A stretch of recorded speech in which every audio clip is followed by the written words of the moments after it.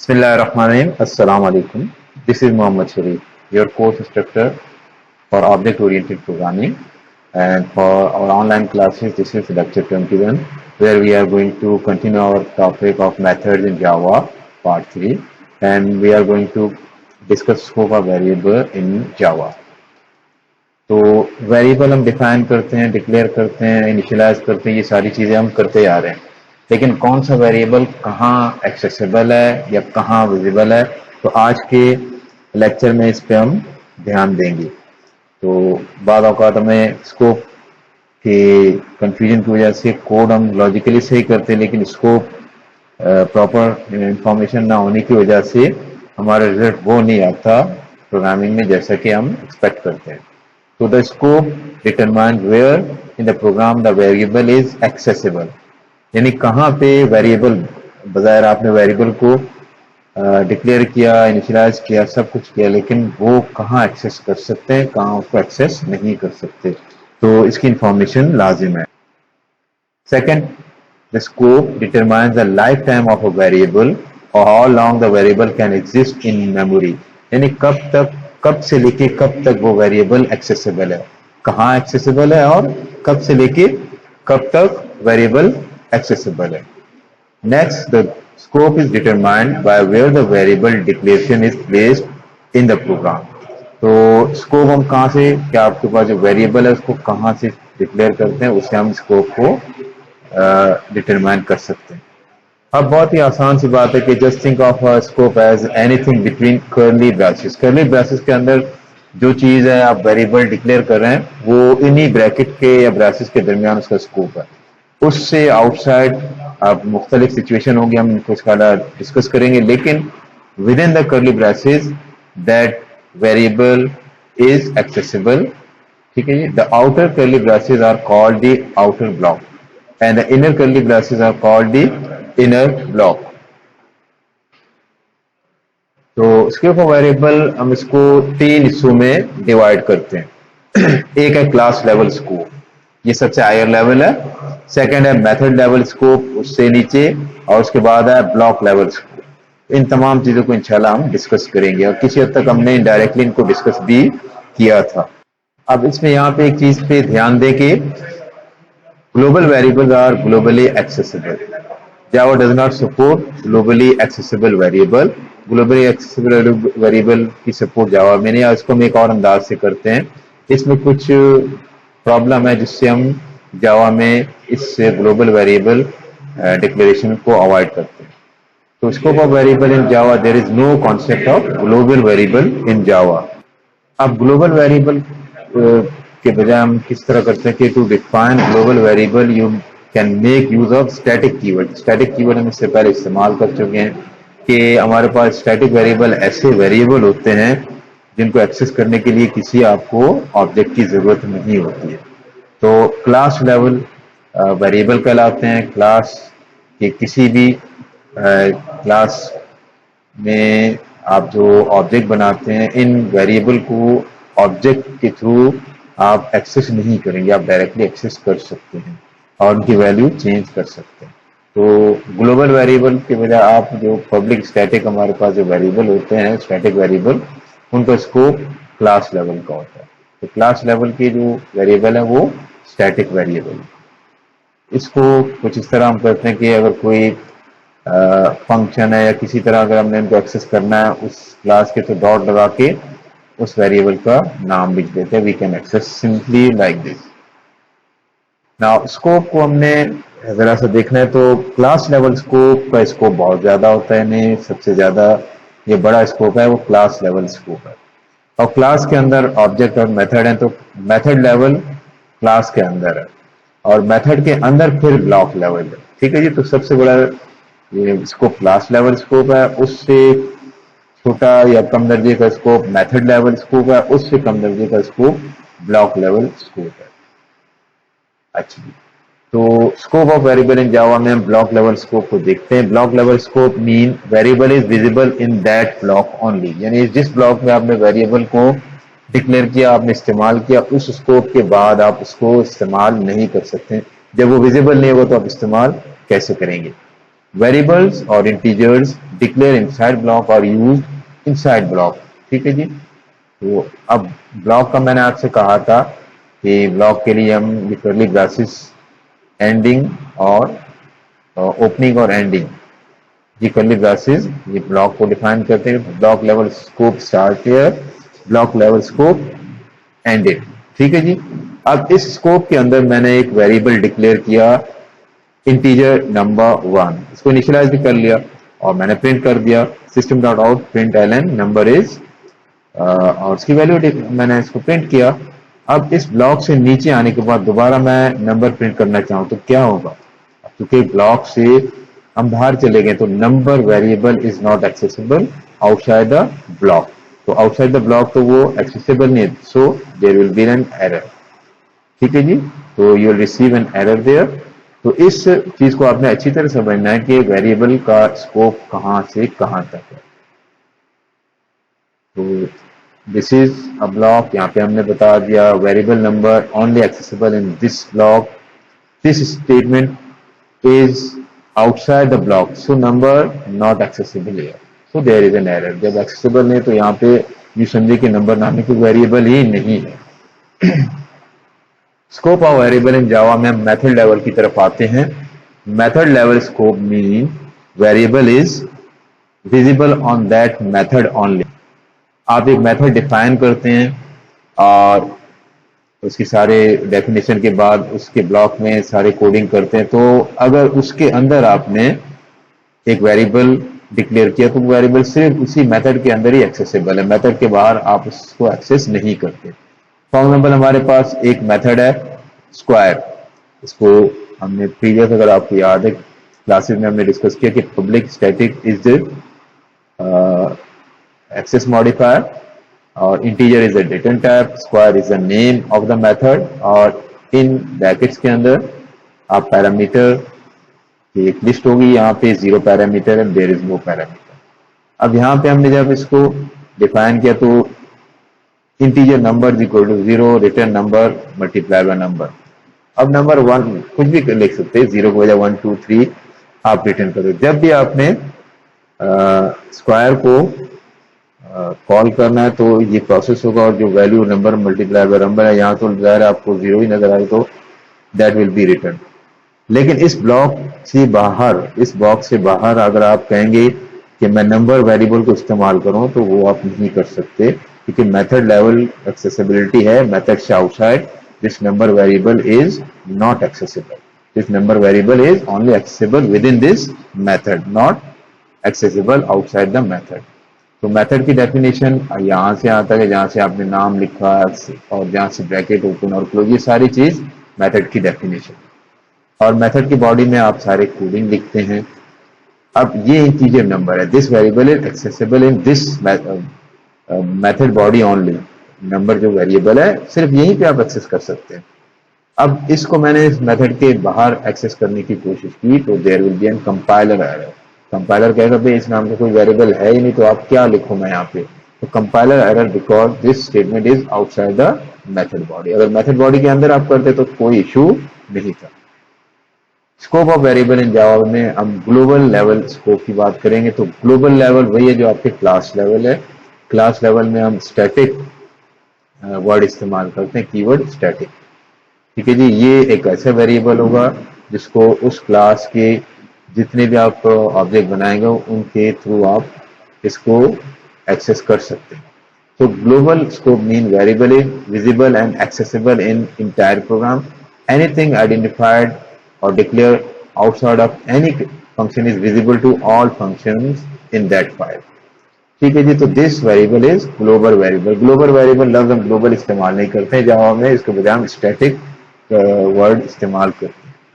तो सिंपली आपके पास एक मेथड है, मेनली तो एक मेथड ही तो है, मेथड के बाद आपने इसको डिक्लेयर किया और इनिशियलाइज किया तो मेथड के अंदर तो उसका एक्सेस नहीं होना चाहिए, लेकिन ये क्योंकि स्टैटिक है तो आप इसको एक्सेस कर सकते हैं। तो नंबर, क्योंकि यहाँ पे आप देखिएगा आपको नजर आ रहा है नंबर वेरिएबल को हम एक्सेस कर रहे हैं। रिजल्ट कॉलन और प्लस नंबर का मतलब है वेरिएबल नंबर में जो वैल्यू हो यहाँ पे आप प्रिंट कीजिए। तो चूंकि नंबर एक स्टैटिक या ग्लोबल वेरिएबल है, so there is no issue of the scope there. We cannot define different variables with the same name inside the same scope. एक ही स्कोप है, देखिए ये ब्रैकेट है और ये ब्रैकेट, तो ब्रैकेट ओपन ब्रैकेट क्लोज, दरमियान में आपने एक वेरिएबल नंबर 10 लेकिन इंटीजर टाइप है और एक वेरिएबल नंबर डबल आपने डिक्लेयर किया। अब नंबर दोनों, नाम तो सेम हुआ, नाम जब सेम है और स्कोप भी सेम है तो there will be an error, it is not allowed, इसको अलाउ। अब ये कंफ्यूजन होगी कि अभी आप नंबर को प्रिंट करना चाहें या यूज करना चाहें तो किस नंबर को आप करेंगे, इंटीजर को या डबल नंबर को, तो क्या इसके लिए कोई और हम आइडेंटिफिकेशन यूज करें, तो same name with the same scope for the variable is not allowed. So we cannot define different variables with the same name inside the same scope. हाँ, स्कोप के बाहर हो तो आप कर सकते हैं, तो both variable are in same scope. Double error message variable number already defined. ये नंबर इसका नाम है, वो नंबर नहीं 1 2 3। हाँ, अब अगर आप स्कोप से बाहर चले जाते हैं, अब चूंकि एक आपके पास नंबर है वो सिर्फ इसी स्कोप में विजिबल है, बाहर तो विजिबल है ही नहीं, तो बाहर तो अगर आप एक और वेरिएबल इंटीजर नाम के डिक्लेयर करते हैं तो उसमें कोई इश्यू नहीं, क्योंकि ये जो आपके पास किसी और स्कोप का वेरिएबल है वो यहाँ पे विजिबल ही नहीं है, वहां उसका वजूद ही नहीं। तो two variables, different variable with the same name in different scope, same scope में नहीं बल्कि डिफरेंट स्कोप में। तो this one scope is equal to two और more scope that do not overlap with each other. ये different आपके पास scope उसे कहते हैं जो ओवरलैप नहीं करते, जो ओवरलैप करते हैं हम देखेंगे। तो नो एरर है because both variable are in different scope. तो होपफुली इसकी अब आपको समझ आ गई कि एक ही नाम है। अब यहाँ अगर आप कुछ प्रिंट करते तो वो इस नंबर को प्रिंट करते और बाहर यहाँ करते तो आप इस नंबर को प्रिंट करते। अब यहाँ पे कुछ और भी चीज है कि इसको हम जरा देखेंगे, scoping rule of nested scope में आपने कुछ चीजों को मजीद देखना है कि एक आपके पास स्कोप है, जैसे इस यहाँ पे देखिएगा ये ब्रैकेट है, दिस दिस एंड दिस, तीन ब्रैकेट्स हैं, ओपनिंग ब्रैकेट है और 1 2 3 क्लोजिंग ब्रैकेट है। अगर मैं मेन मेथड की बात करूं, सिर्फ मेन मेथड, क्लास के लिहाज से तो एक और भी ओपन और क्लोजिंग ब्रैकेट है आपके पास, मैं सिर्फ इस मेथड की बात कर रहा हूं। तो मेथड में आपके पास नेस्टेड स्कोप्स हैं, आपके पास एक इनर स्कोप है और एक आउटर स्कोप है। इनर स्कोप यहां से यहां तक है, ये इनर स्कोप है, और आउटर स्कोप यहां से यहां तक है। अब यहाँ पे कुछ चीजें ऐसे इनको आपने समझना होगा कि इनर स्कोप से पहले अगर कोई आप वेरिएबल डिक्लेयर इनिशियलाइज करते हैं तो वो इनर स्कोप में एक्सेसिबल है, ये चीज जरा और से देखिएगा।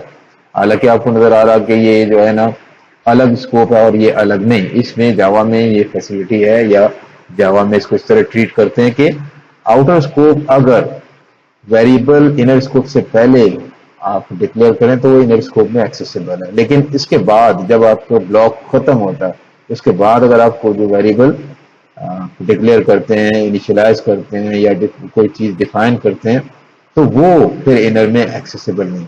इससे पहले वाली जैसे यहाँ पे x इक्वल टू 10 है तो यहाँ x से रिलेटेड कोई काम करना चाहते हैं तो आप कर सकते हैं, लेकिन y से रिलेटेड आप नहीं कर सकते। बजाय आप देखिए ना x और y ये आपके पास आउटर स्कोप में दोनों, इनर स्कोप तो यहां से यहां तक है और ये इसके लिहाज से इंटीजर y और इंटीजर x आउटर स्कोप में। तो आउटर स्कोप का वो पार्ट जो इनर से पहले आता है वो इनर स्कोप में एक्सेसिबल है। तो x is defined in outer scope, x is accessible in inner scope that follow the definition. ठीक है जी, कि आपके पास इसके बाद ही डेफिनेशन आ रही है तो आप इसको एक्सेस कर सकते हैं, but y is not accessible in inner scope because that proceed the definition. अब डेफिनेशन का क्या मतलब है, यहां से यहां तक ब्लॉक जहां से ओपन और क्लोज है ये डेफिनेशन है आपकी। इसके बाद अगर आप कोई चीज कोई वेरिएबल डिक्लेयर करते हैं that will not be accessible. तो इससे पहले वाला एक्सेसिबल है, तो इस चीज पे भी जरा ध्यान रहिएगा। y is defined in outer scope, x is also defined in outer scope. देखिए y अगर आउटर स्कोप में डिफाइन आपने किया है तो साथ साथ x भी तो आउटर स्कोप में डिफाइन किया, लेकिन दोनों में क्या फर्क है कि x इनर से पहले है और y inner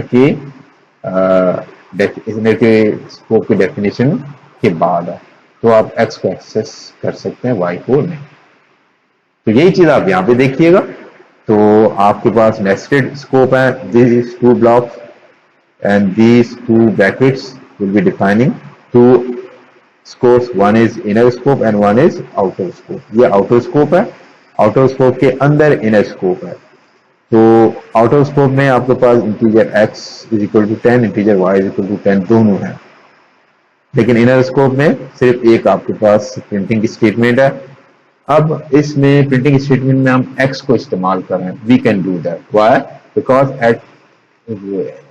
x is even in outer scope but it is defined before the definition of the inner scope. inner scope से पहले हम इसको डिफाइन किया, डिक्लेयर किया, ठीक है जी, लेकिन y को आप एक्सेस नहीं कर सकते। तो यहाँ पे कोई एरर नहीं होगा कि आप कहेंगे भी आउटर और इनर स्कोप का जो इश्यू है उसकी वजह से x का की विजिबिलिटी नहीं होगी, नहीं, यहाँ पे नेस्टेड जो स्कोप में यहाँ पे विजिबिलिटी है, लेकिन y की विजिबिलिटी यहाँ पे नहीं, ठीक है जी। x is accessible in inner scope, तो आउटपुट इज 10, नो प्रॉब्लम। अब अगर मैं इसको कुछ चेंज करूं कि इस इनर स्कोप के अंदर y को भी एक्सेस करने की कोशिश करूं, जैसे मैं यहाँ लिखूं system dot out print L N y is equal to colon और इन्वर्टेड कॉमा करके प्लस y लिखूं, क्या मैं ऐसा कर सकता हूं? क्योंकि y आउट ऑफ स्कोप में है और x भी है, लेकिन x इनर से पहले है, x को आप एक्सेस कर सकते हैं, y को एक्सेस नहीं कर सकते हैं। तो there will be an compiler error, y is not visible within this scope। अब यहाँ पे इंशाल्लाह हम एक और टॉपिक शुरू करेंगे जो है call by value and call by reference. Call by value किसे कहते हैं और कॉल बाय रेफरेंस किसे कहते हैं, इसमें जरा सा आपको ध्यान देना होगा। ये बहुत इंपॉर्टेंट टॉपिक तो है, लेकिन जरा सा हो सकता है आप कंफ्यूज हो जाए, लेकिन हम कोशिश करते हैं इंशाल्लाह, अल्लाह की ज़ात से उम्मीद है कि आप भी कोशिश कीजिएगा ये टॉपिक इंशाल्लाह क्लियर हो। अब देखिए, जब भी हम किसी वेरिएबल को पास करते हैं किसी मेथड में या एक्सेस करते हैं और यूज करते हैं, तो उस वैल्यू की, उस वेरिएबल की एक वैल्यू, उसकी कॉपी हमें मिल जाती है, बल्कि वो variable itself will be the same. उस जो ओरिजिनल वैल्यू में कोई फर्क नहीं आता वेरिएबल की वैल्यू में, उसकी वैल्यू के एक इंटरनली एक आपको कॉपी मिल जाती है। जैसे call by value in this approach, copy of an argument value is passed to a method, ठीक है ना। लेकिन मेथड है और उस मेथड में अगर आपने पैरामीटर डिफाइन किए तो आप एक वैल्यू, 2 या 3 वैल्यू पास करेंगे, लेकिन जब आप वैल्यू पास करेंगे तो वैल्यू पास करते हुए जिन वेरिएबल को आप इस्तेमाल करेंगे उन वेरिएबल की वैल्यू में कोई फर्क नहीं आएगा, वो अपनी जगह रहेंगे, सिर्फ एक कॉपी आप मेथड को प्रोवाइड करेंगे। अब इंटरनली मेथड उन वैल्यू को चेंज करे, जैसा भी करे, तो जब आपने उन वैल्यू को पास किया, जिन वेरिएबल की मदद से पास किया, उनमें कोई फर्क नहीं आएगा। देखते हैं हम इसको जरा। Changes made to the argument value inside the method will have no effect on the argument, ठीक है जी। तो अगर इसकी एग्जांपल मैं देखूं तो ज्यादा बेहतर है। पहले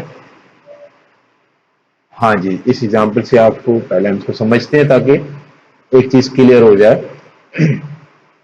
Suppose we have a method that is named receiving, एक कोई मेथड है उसका नाम receiving है, and it expects an integer to be passed, एक इंटीजर वैल्यू आप उसमें पास करते हैं। जैसे यहाँ पे हमने जो उसको डिफाइन किया, किस तरह डिफाइन किया, आपको मेथड डेफिनेशन का काफी आइडिया है कि public, this is access modifier, void return type, you are not going to return anything, receiving उस मेथड का नाम है, इंटीजर वेरिएबल, तो आप एक आर्गुमेंट पास करेंगे किस टाइप का, integer.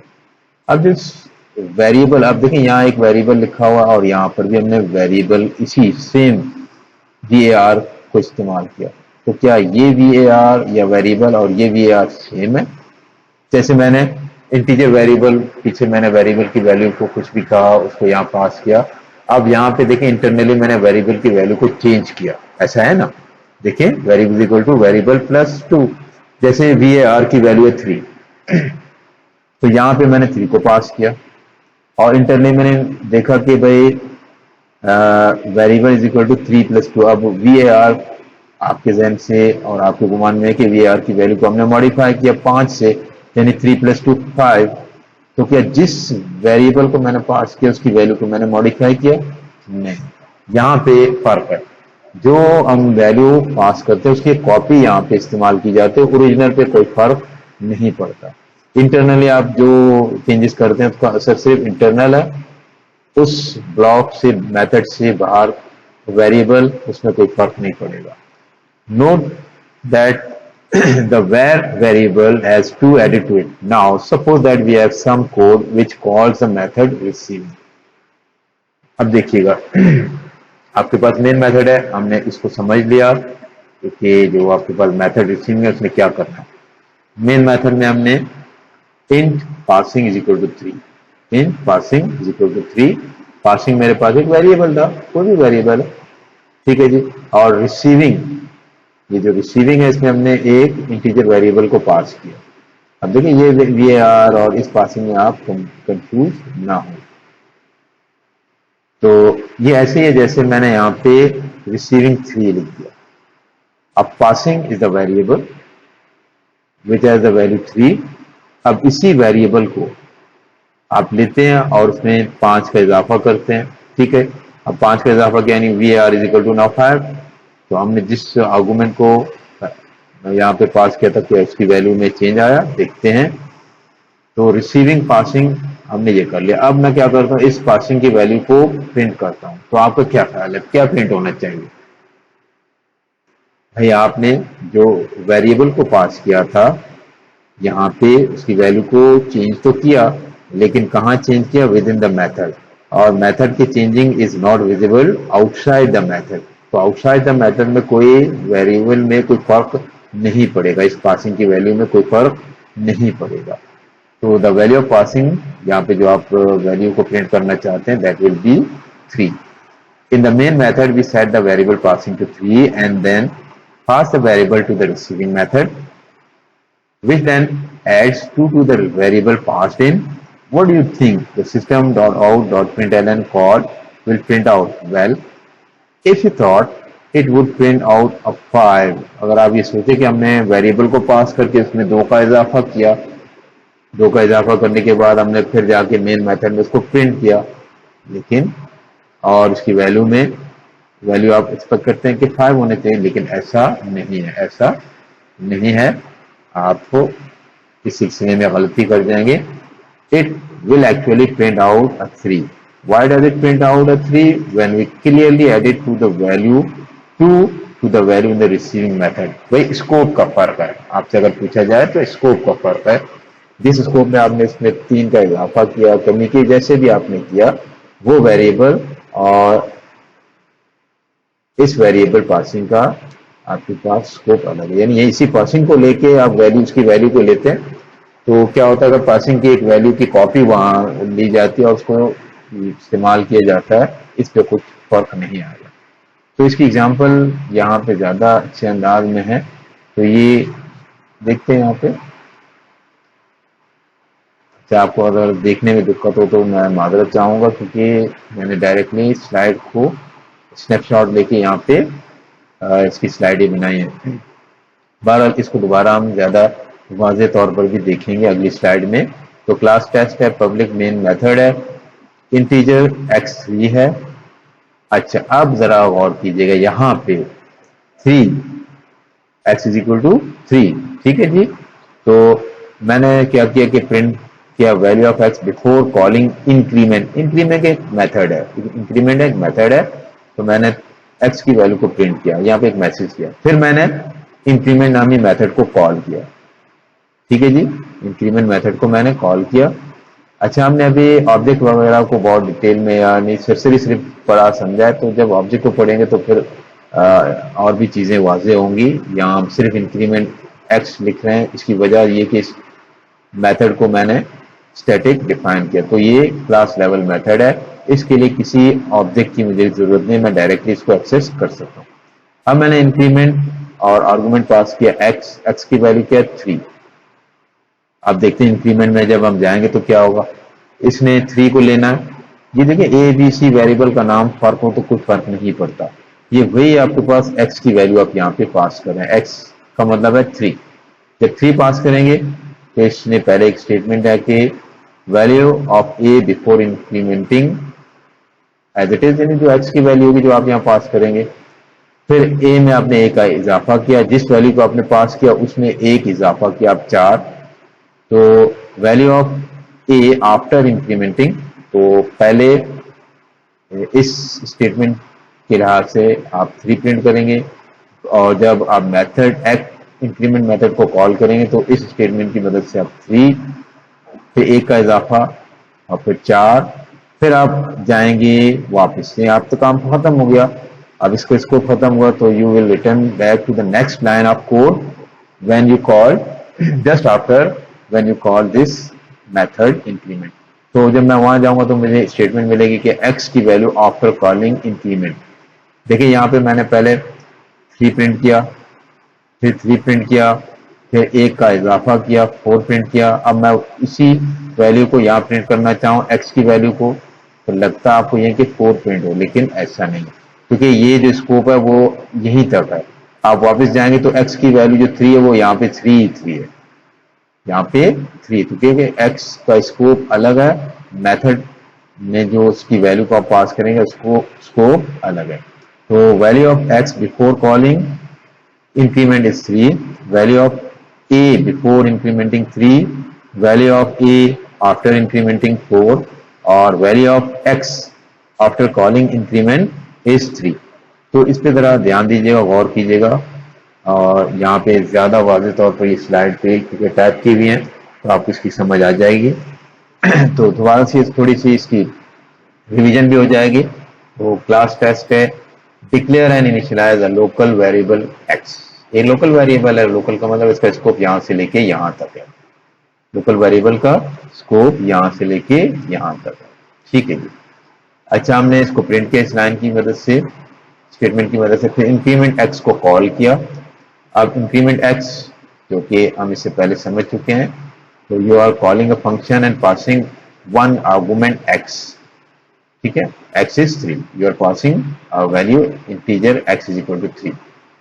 so you come here, method definition, जो आप वैल्यू पास करें उसमें उसकी कॉपी यहाँ उसमें पास करेंगे और उसको फिर इस्तेमाल करेंगे। कॉपी पास करेंगे, ओरिजिनल वेरिएबल को पास नहीं करेंगे।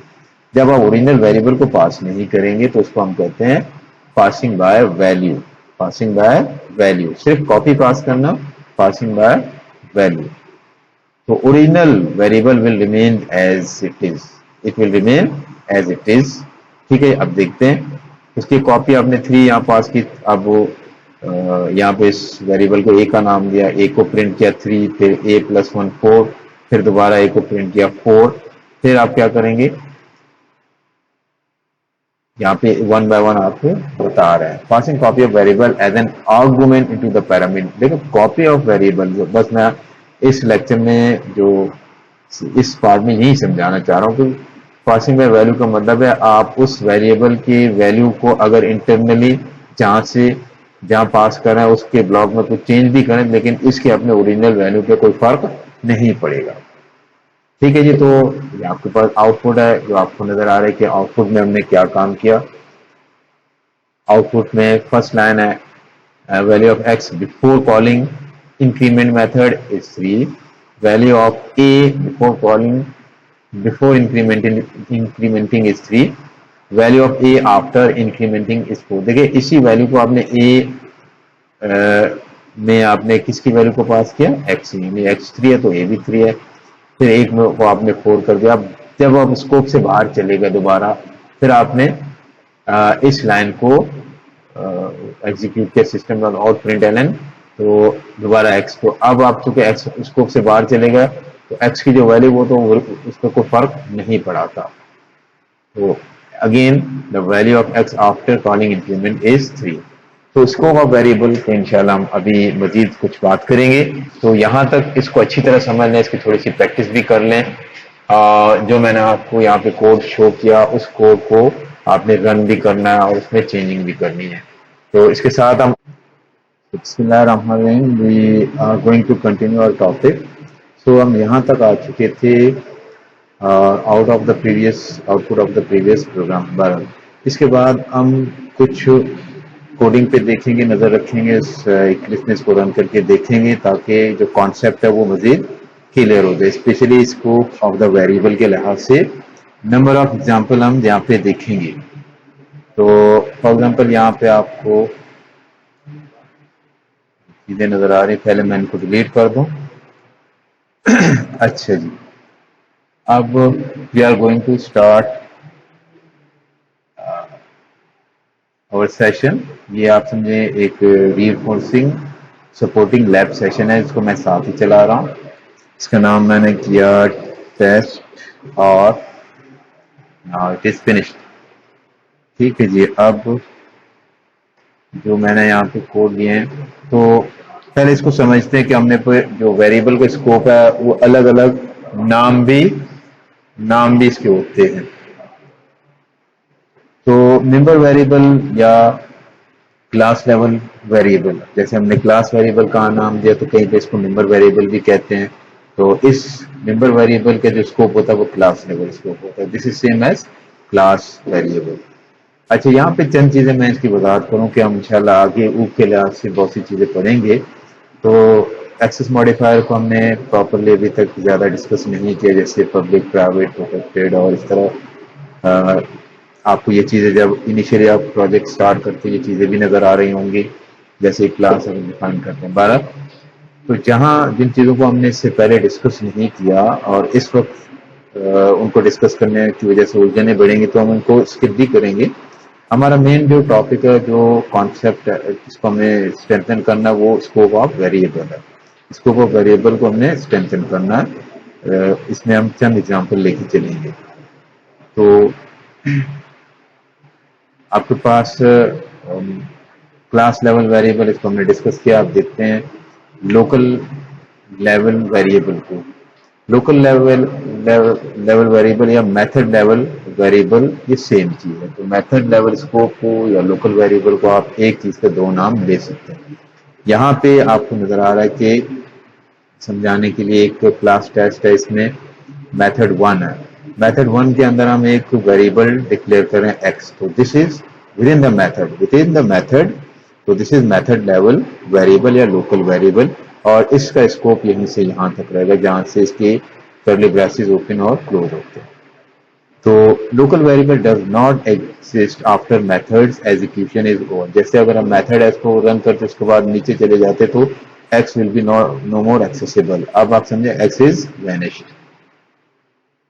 Here another example of method scope, except this time the variable got passed as an parameter to the method। अब हम जरा सा इसको देखते हैं कि हमारे पास एक लफ्ज हमने इस्तेमाल किया वर्ड दिस। तो दिस का मतलब है इसी क्लास का जो वेरिएबल एक्स है इसको हम इस्तेमाल करें। दिस कीवर्ड को भी हम देखेंगे हमारे अगली क्लासेस में, दिस कीवर्ड की एक्सप्लेनेशन भी है। तो आज के लिहाज से जो मैंने नंबर ऑफ एग्जाम्पल को लिया उसी को हम ज्यादा उस पर तवज्जो देते हैं, उस पर गौर करते हैं।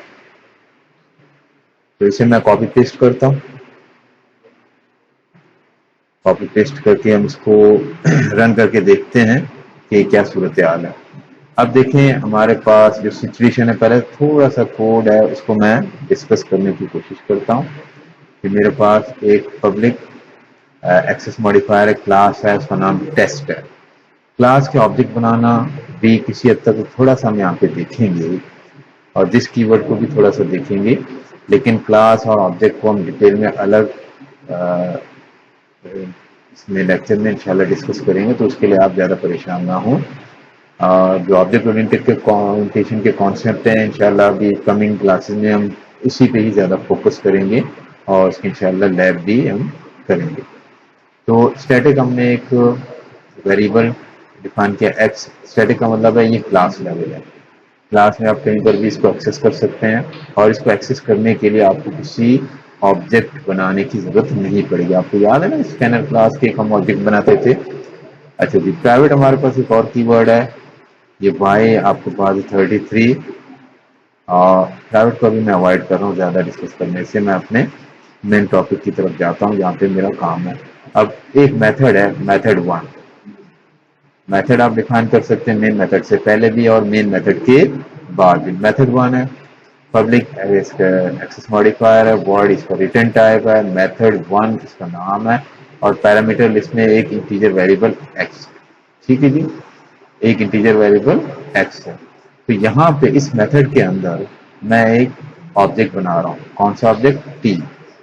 टी ऑब्जेक्ट किस टाइप का है? क्लास टेस्ट टाइप का।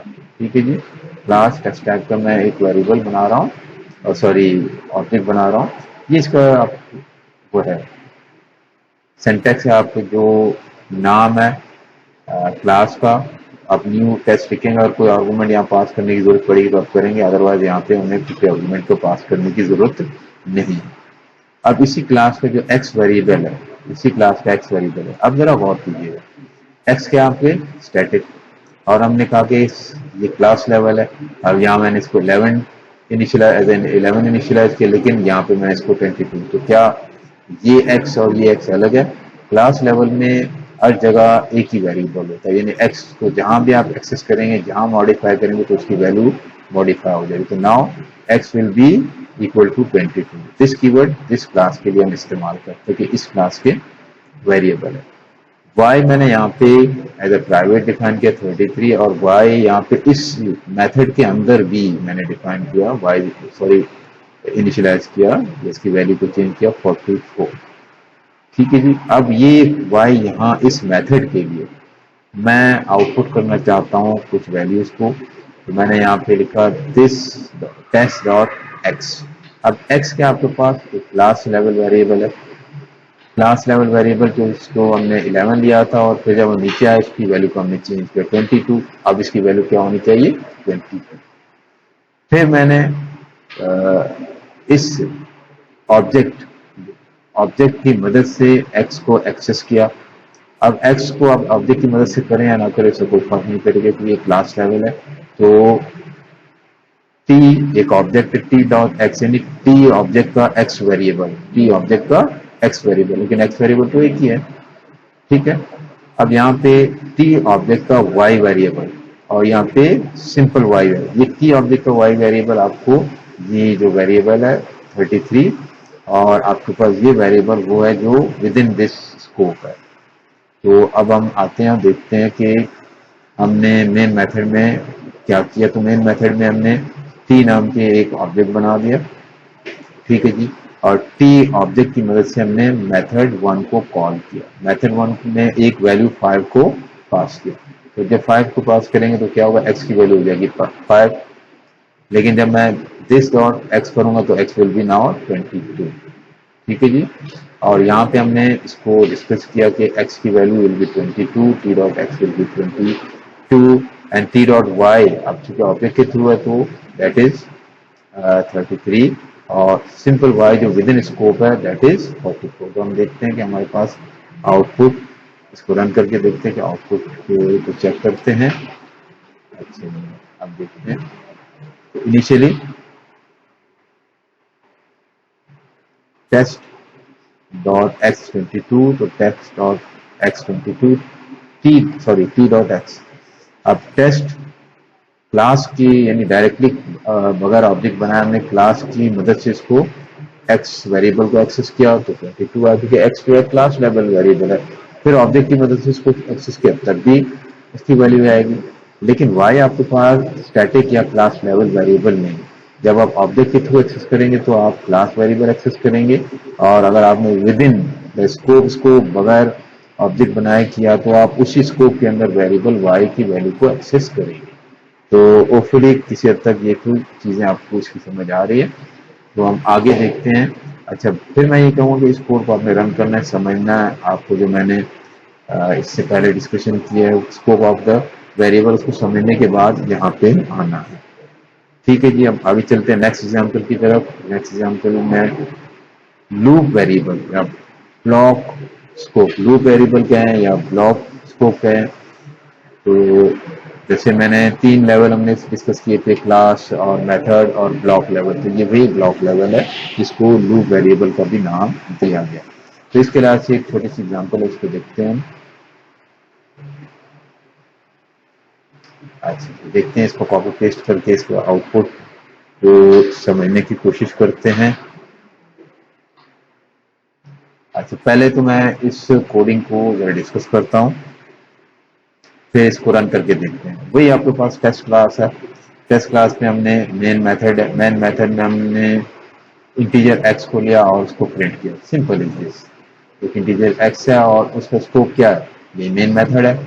तो आपके पास ये ब्लॉक लेवल है, क्या है, ब्लॉक लेवल, इसका स्कोप ब्लॉक लेवल। अब ब्लॉक से हम बाहर चले गए तो इसका स्कोप खत्म हुआ, इसका स्कोप क्या हुआ, खत्म हुआ।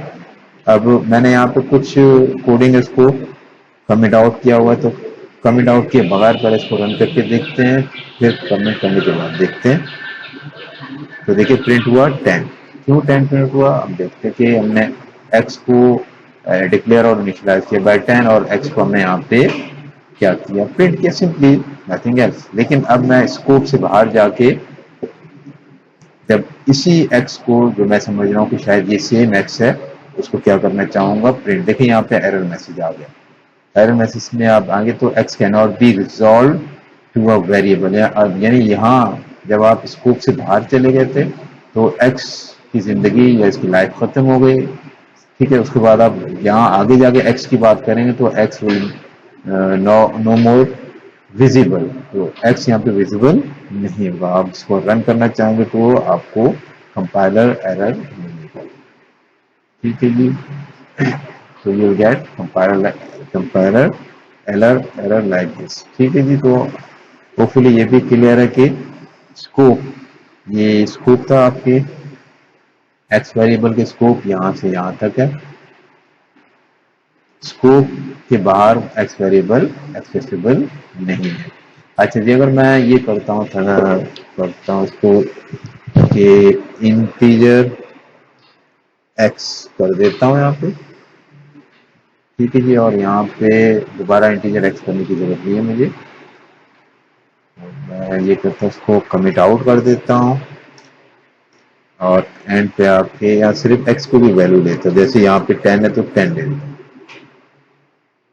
अब क्या इशू, आप जरा गौर कीजिएगा। अब मैंने इस x वेरिएबल को आउटर जो स्कोप है वहां पे डिफाइन किया, इसको हम अगली एग्जांपल में भी गौर से देखेंगे। तो ये जो x वेरिएबल है वो अब आउटर में होने की वजह से इसका स्कोप चेंज हो गया। तो आउटर के स्कोप में इनर स्कोप भी आ गया। इनर में आपने किसी वेरिएबल को डिक्लेयर नहीं किया, सिर्फ इसको इस्तेमाल किया। देखते हैं क्या होगा। आप देखिए 2 दफा आपको 10 लिखा हुआ नजर आएगा, ठीक है जी। तो एक 10 आपके पास इस स्टेटमेंट की वजह से, एक 10 इस स्टेटमेंट की वजह से, क्योंकि अब आपने स्कोप इसका चेंज कर दिया। Now for the next example, that is example number 3। तो आज एग्जांपल में कुछ ना कुछ चीजें हम छोटी छोटी चीजें डिस्कस करेंगे।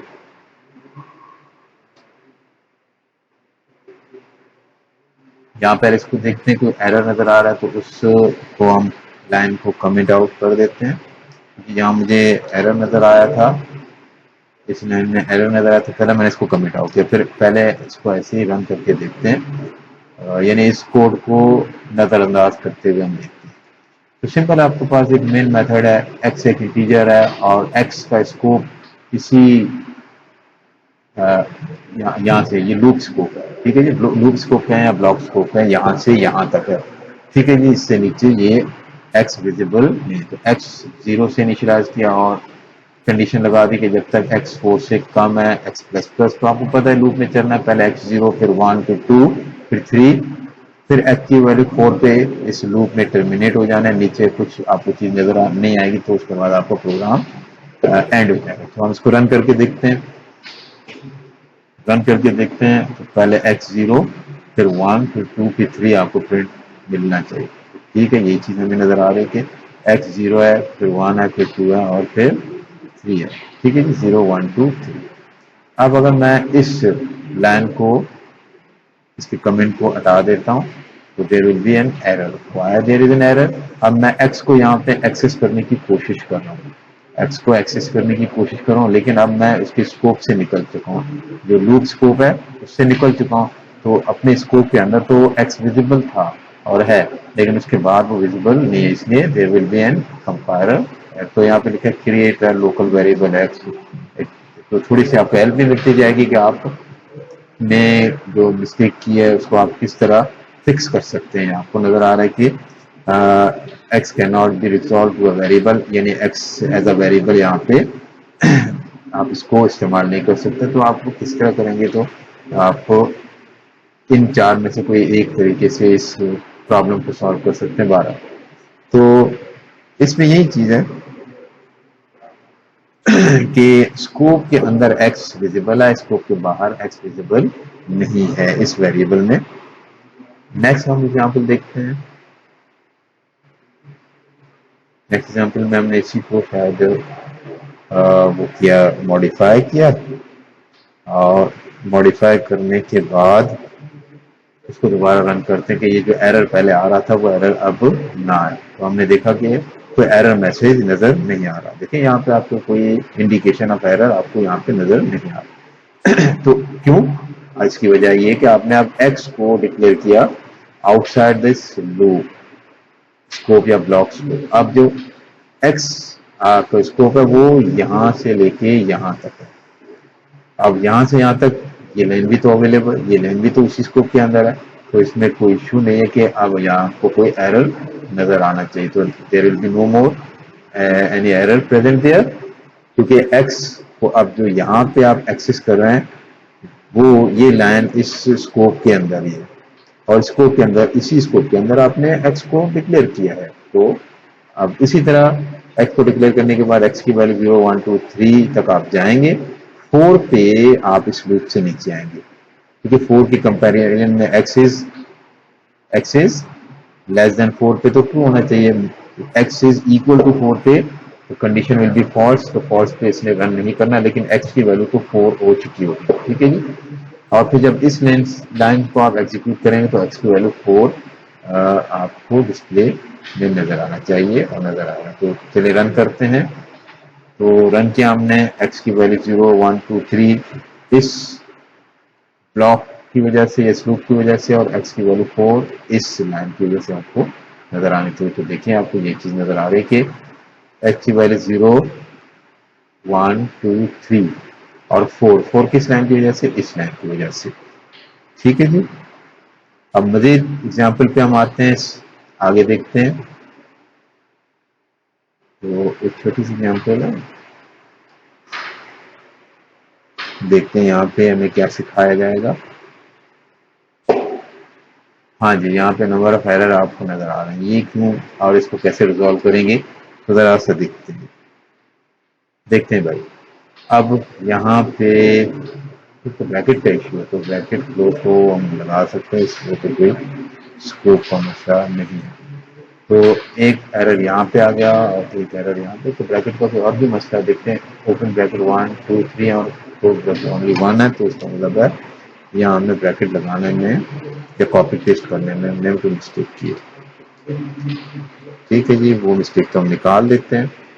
Okay, only one mistake regarding our current topic. Current topic में हमारे पास क्या है कि आपने एक ही स्कोप में यहाँ पे ए को इनिशियलाइज किया। अब इनिशियलाइज करने के बाद दोबारा इस लूप स्कोप में इसको इनिशियलाइज दोबारा डिक्लेयर करने की कोई जरूरत नहीं है। तो ये आपके पास एक एरर की आएगा। आप integer A is equal to 5 फिर दोबारा integer A is equal to 0, तो देयर इज एन एरर। दोबारा आपको इस लूप स्कोप में इसको दोबारा डिक्लेयर करने की कोई जरूरत नहीं है।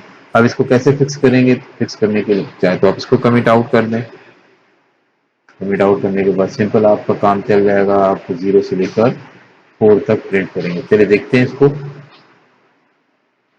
अच्छा जी, आपने 0 से लेकर 4 तक प्रिंट किया, वही लूप है आपकी। अब इसको ज्यादा समझाने की जरूरत नहीं कि 0 1 2 3 4 तक इस लूप ने रन करना और 4 तक की वैल्यू ने यहाँ पे प्रिंट होना। अच्छा, इसको अगर आप और इस अंदाज से फिक्स करना चाहते तो आप कैसे करते? आप यहाँ पे इंटीजर की जो वर्ड को डिलीट कर दे, बस आपने ए को इस्तेमाल किया। तो चलिए मैं यहाँ उसको तरफ चेंज करता हूँ ताकि आपको ये पता चले कि हमने प्रोग्राम चेंज करने के बाद आउटपुट में चेंज आ गया, ठीक है जी। तो आप 0 से लेकर 3 तक अब जा रहे हैं। तो होपफुली इस यहाँ पे आपको समझ आए कि आप 2 दफा डिक्लेरेशन नहीं करेंगे अब इस स्कोप के अंदर रहते हुए। हाँ, स्कोप से आप बाहर चले जाएंगे फिर आप डिक्लेयर दोबारा करेंगे कि स्कोप के बाहर वो वेरिएबल विजिबल नहीं होगा। तो now we continue our next class test, same नाम रखा है तो हमें आसानी रहे हो रही है। अच्छा, अब देखते हैं यहाँ पे हमें क्या सिखाया जाए। यहाँ पे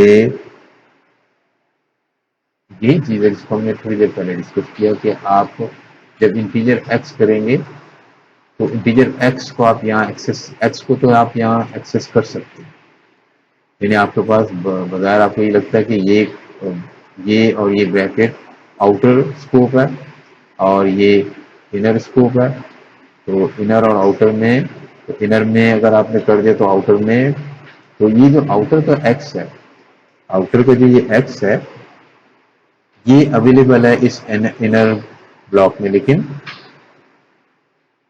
इस ब्लॉक के बाद वो भी आउटर है वो अवेलेबल नहीं होगा यहाँ पे। ठीक है, तो इसका मतलब जब अवेलेबल है तो 2 दफा डिक्लेरेशन की आपको क्या जरूरत है। तो आप इसको अगर इस्तेमाल करना चाहेंगे तो आपको सिंपली इस कीवर्ड को हटा दें इंटीजर को, नो प्रॉब्लम। अब integer x equal to 5, x equal to 10 print, अब क्या होना चाहिए, x की वैल्यू को आपने मॉडिफाई कर दिया, 10 कर दिया, प्रिंट में आपको सिंपली x की वैल्यू जो कि 10 है वो आउटपुट में आपको नजर आना चाहिए, जो कि आपको नजर आ रहा है। ठीक है जी, तो now proceed to our hopefully I think the last example. From the above knowledge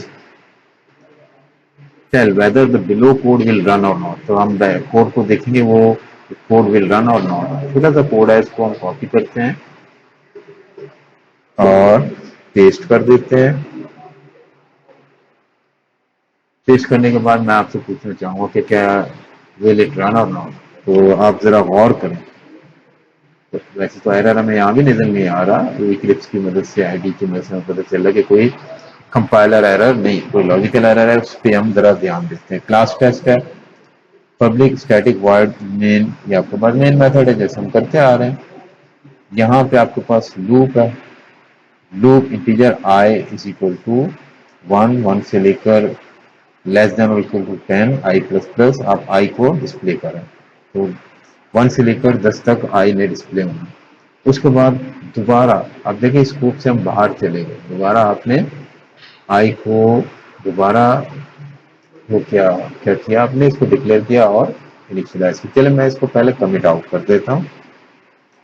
आप देखें, आप स्कोप से इस ब्लॉक या लूप स्कोप से आप बाहर चले गए, जब यहाँ से बाहर चले गए तो आई इज नॉट विजिबल, तो I can not be resolve to a variable now. तो अगर आपने आई को यूज करना है तो आपने क्या करना होगा, इसको डिक्लेयर करना होगा और इनिशियलाइज करना होगा। चले अगर मैं सिर्फ डिक्लेयर ही कर देता तो फिर आप देखें ना, इनिशियलाइज आपने किया नहीं तो आई की कौन सी वैल्यू यहाँ पे आप प्रिंट करेंगे, आई पता नहीं, तो आई की जो वैल्यू यहाँ पे 10 है वो उसका ताल्लुक सिर्फ इसी ब्लॉक तक है। इस ब्लॉक से बाहर आने पर आई को आपने डिस्ट्रॉय किया, आप आई को एक्सेस नहीं कर सकते। अगर आपने इसको डिक्लेयर किया और यहाँ पे प्रिंट करना चाहते तो वेरिएबल एज आई तो आप प्रिंट नहीं करेंगे, इसकी वैल्यू होगी तो प्रिंट करेंगे। इसीलिए जब आपने इसको डिक्लेयर किया और इनिशियलाइज नहीं किया तो यहाँ पे आपको एक मैसेज आ गया कि भाई आप इसको local variable it may not have any may not have been initialize, आपको बता रहे हैं कि आप इसको इनिशियलाइज कर लें। इनिशियलाइज करने का मतलब क्या है, इसकी कोई वैल्यू इसमें असाइन कर दें, जो कि हमने यहाँ पे कर दी। तो अब आप अंदाजा लगाइए क्या इस कोड को हम रन कर सकते हैं, बिल्कुल रन कर सकते हैं।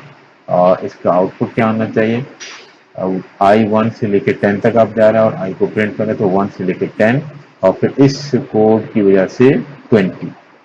तो देखते हैं हम नीचे 20 तो हमें नजर आ रहा है, देखते हैं। ये देखिएगा 1 2 3 4 5 6 7 बल्कि 0 से जा रहे हैं 1 पे, देखिएगा आई 1 से आ गया, 1 से लेकर 10 फिर 20। तो this is simple output we will be getting. So हमने स्कोप के लिहाज से कुछ एग्जाम्पल को भी डिस्कस किया, रन करके भी देखा। अब आपकी जिम्मेदारी है, आप इन एग्जाम्पल को पहले खुद रन करके टाइप करके रन करें और एज इट इज रन करें, फिर इनको मॉडिफाई करें और जो हमने कॉन्सेप्ट समझे इनको समझने की कोशिश करें। तो यहाँ पे कुछ पॉइंट है, इनको आपसे मैं शेयर करना चाहूंगा, इनको आप पढ़ लीजिएगा। ओके जी, पॉइंट आपके पास ये है, in general in general a set of curly brackets, ये वाले ब्रैकेट्स डिफाइन द स्कोप, यानी ब्रैकेट्स के अंदर आप जो वेरिएबल डिक्लेयर करेंगे वो उसका स्कोप वही ब्रैकेट के अंदर ही है। In Java, we can usually access a variable as long as it was defined within the same set of brackets as the code we are writing, or within any curly brackets inside of the curly brackets where the variable was defined. Any variable defined in a class outside of any method can be used by all member methods. ये class में हम define करें लेकिन किसी भी method के अंदर नहीं है, तो आप किसी भी मेथड में उसको इस्तेमाल कर सकते हैं, वो किसी एक मेथड से लिंक कनेक्टेड नहीं।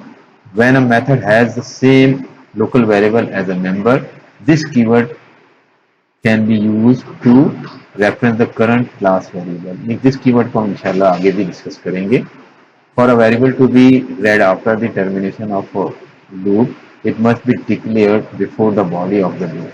अगर आप लूप के अंदर करें ये इसको डिक्लेयर, तो लूप के अंदर, लूप से निकलने के बाद वो वेरिएबल एक्सेस नहीं हो सकेगा। तो ये मैंने सिर्फ आपके दिलचस्पी के लिए और आपको जो मैंने थ्योरी में समझाया उसको स्ट्रेंथन करने के लिए मजीद इसको ज़रा सा डिस्कस किया, ताकि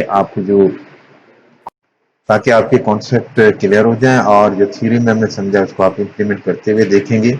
अब आपने इसको खुद से करना, इम्प्लीमेंट करना है और अपने जो कॉन्सेप्ट है उनको क्लियर करना है।